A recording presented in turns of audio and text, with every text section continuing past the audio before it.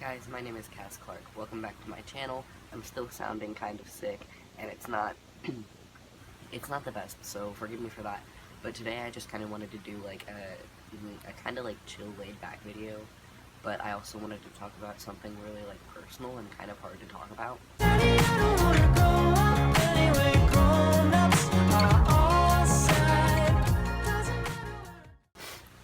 I'm also kind of jittery because it's really cold in here, and I want to be in bed, but you can't record a video in bed. I mean, I guess I could, but I don't think that'd be very amusing for people to watch. So today I essentially just wanted to talk about dysphoria. And if you don't know what dysphoria is, there's this thing called gender dysphoria that transgender people experience. And first and foremost, every transgender person experiences it differently, like to a different extent, or like they experience it in different ways, and there's no like one size fits all description for it. It's just something that affects trans people, and again, it affects them all in tons of different ways. Now, what dysphoria is it is essentially like, as a person, it is any discomfort towards the sex that you were assigned as birth, towards like the sex that your body aligns with. It's like a discomfort towards that, and it's not, I don't know if you can hear it, but somebody's doing something downstairs and it's really loud, and it's weird because it's like, I'm pretty sure it's like 1:30 in the morning. Whatever. Back to what I was saying. It's like this extreme like sense of unease and discomfort surrounding like all things having to do with your birth sex.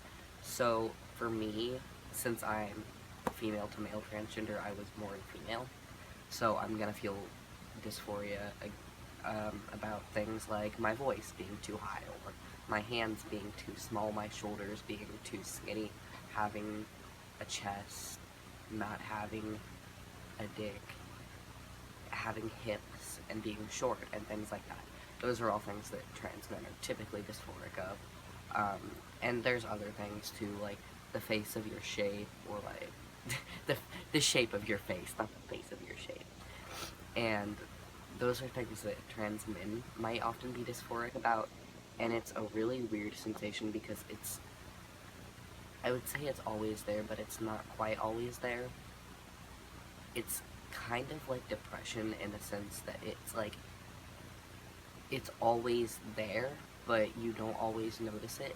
So like, I'm sitting here right now and I'm not necessarily feeling any type of way like in this particular moment, but if I have to do something that like reminds me of something, or if I like get to thinking about something specifically, then I'll start to feel bad about that thing in specific, and it's a really hard struggle to have to deal with, that trans people have. And yeah, I wanted to try really hard to like explain it to people who don't experience dysphoria, to kind of like make light of it and like make it more understandable to people who don't suffer with the condition, because it is hard.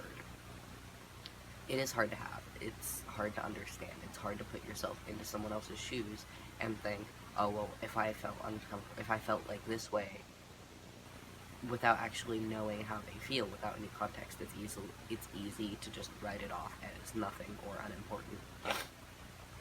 And I would kind of compare it to being in like wet clothes that smell bad, that are tight, but you can't take these clothes off. They're just constantly on you. They're wet clothes on you and around you, and you can't do anything about them, and they smell bad, and you go out in public and other people notice they smell bad, and they say, hey, your shirt's wet and you smell like piss, and you can't do anything about it but be like, yeah.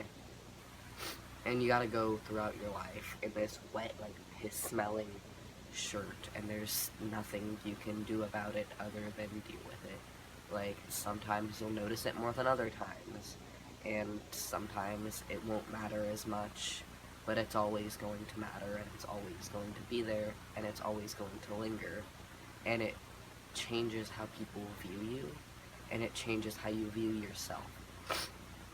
So something I struggle with a lot is having like severe dysphoria, and it takes away my self-worth because I say, oh well, I am disgusting because I'm not as much alike as a real man, so I don't deserve these things or those things.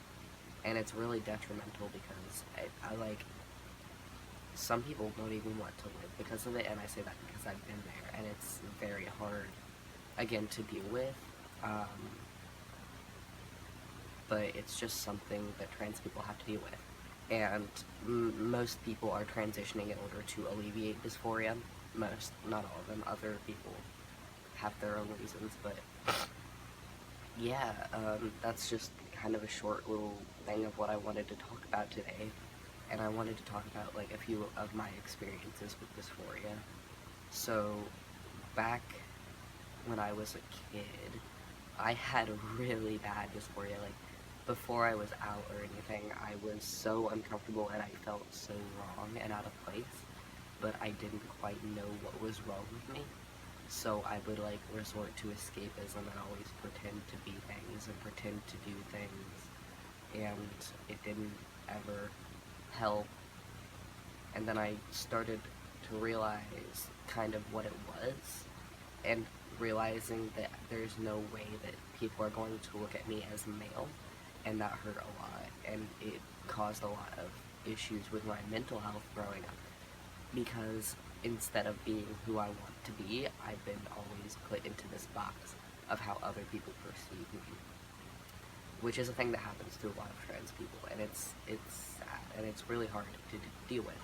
Uh, and there are so many things you can feel dysphoric about. Like, I remember there were a few days when I first started high school where I felt uncomfortable about the way that I walked because I was concerned that I was walking in too much of a feminine manner, or that I didn't hold myself like a man would hold himself, like a freshman guy would, and I felt like people would clock me as being a trans person, and I didn't want that, and it gave me a lot of insecurity, and just all those things, like having small hands, having small feet, walking like this, walking like that, having hips, wearing these types of clothes, wearing those types of clothes, having rounded eyes, having a rounded face, having a small petite nose, things that are seen as more feminine, and